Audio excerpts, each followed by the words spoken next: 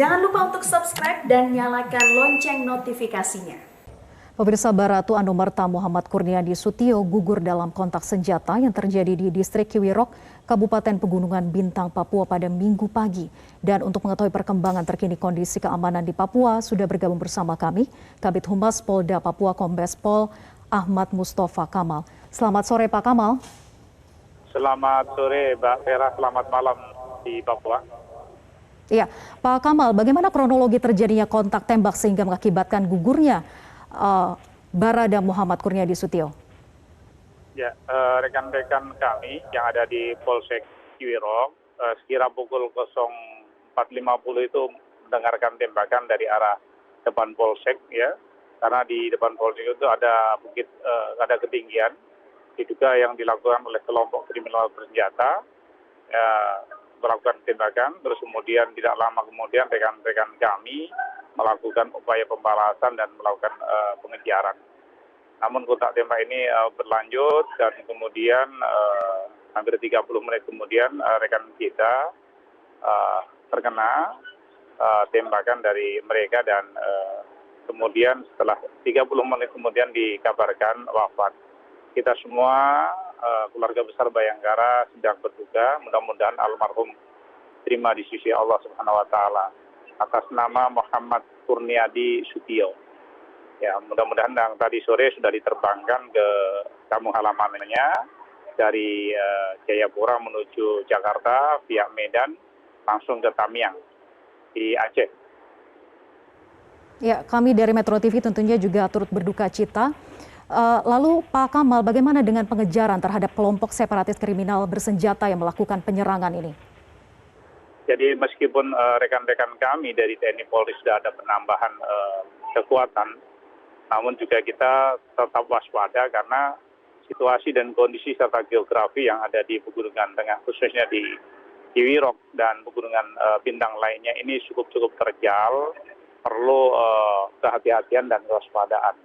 Karena ketika kita melakukan pergerakan dari titik ke titik, memakan tenaga yang sangat luar biasa karena di sana adalah daerah yang sangat dingin, ya setiap saat cuaca bisa berubah, ya. Nah ini yang tentu jadi perhatian rekan-rekan kami dan rekan-rekan kami pasca terjadi kontak tembak, tim masih melakukan pemburuan dan rekan-rekan yang lainnya melakukan perawatan almarhum untuk dievakuasi. Kita semua tadi dengan cermat melakukan pengamatan di lapangan, ya mudah-mudahan ada hasil di hari ini atau besok, ya untuk melakukan pengungkapan peristiwa kekerasan dilakukan oleh kelompok kriminal bersenjata. Lalu ada berapa banyak sebetulnya anggota KKB yang melakukan penyerangan ini? Jadi untuk KKB ini kan ada yang menggunakan senjata laras panjang, senjata genggam, kemudian ada senjata perang. Memang mereka yang menggunakan laras panjang ini kan berlapis. Dalam arti kata, ketika mereka terkena tembakan, senjata ini tidak bisa lepas atau tidak boleh tertinggal, sehingga langsung diamankan oleh rekan-rekan yang lainnya. Jika ini peristiwa ini selalu terjadi, kan sering terjadi bahwa klaim bahwa ada kelompok sipil terkena tembak dan sebagainya. Itu sesungguhnya mereka adalah kelompok mereka. Namun barang bukti dalam arti kata senjata yang digunakan itu sudah dibawa oleh kelompok mereka.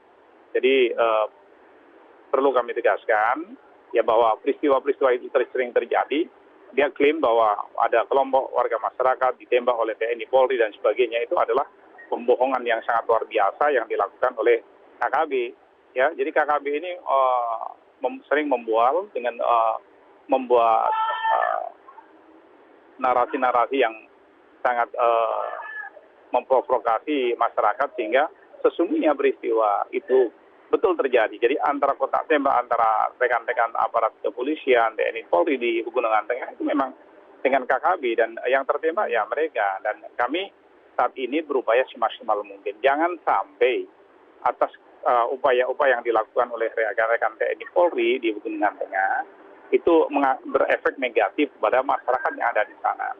Bapak Kapolda selalu mengingatkan kepada satgas-satgas yang ada atau rekan-rekan TNI Polri yang ada di Papua bahwa operasi Nemangkau yang digelar adalah operasi show votes, melakukan upaya pendekatan permasalahan apa dan bagaimana kita bersama-sama untuk mengurai masalah dan menyelesaikan masalah itu sendiri.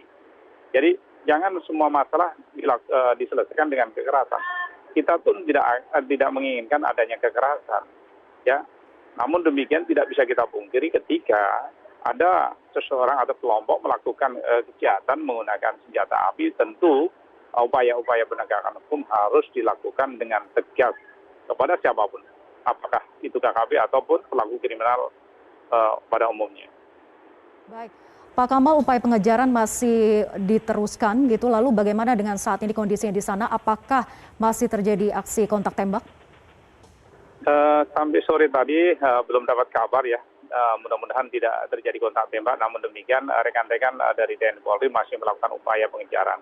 Jadi konsentrasi rekan-rekan yang ada di Pegunungan Tengah khususnya di Kiwirok untuk bagaimana mengungkap peristiwa dari awal bulan kemarin hingga hari ini. Ya, ini sangat merugikan kita semua di mana perilaku KKB melakukan pembakaran, melakukan kekerasan terhadap warga sipil, ASN yang melakukan pelayanan kesehatan di sana, terus kemudian fasilitas-fasilitas lainnya dibakar dan dirusak. Ini juga sangat merugikan kita semua. Kita hadir di mana saja untuk memberikan perlindungan. Negara hadir untuk memberikan perlindungan dan pengayoman kepada siapapun. Jadi kami dalam arti kata hadir untuk tidak melakukan kekerasan. Jadi show vote yang dibangun oleh kami dari Satgas Nemangkawi itu adalah bagaimana upaya-upaya untuk menyelesaikan masalah di Papua dengan Satgas Timas dan Satgas-Satgas lainnya. Itu adalah upaya-upaya untuk membangun Papua lebih baik. Ya.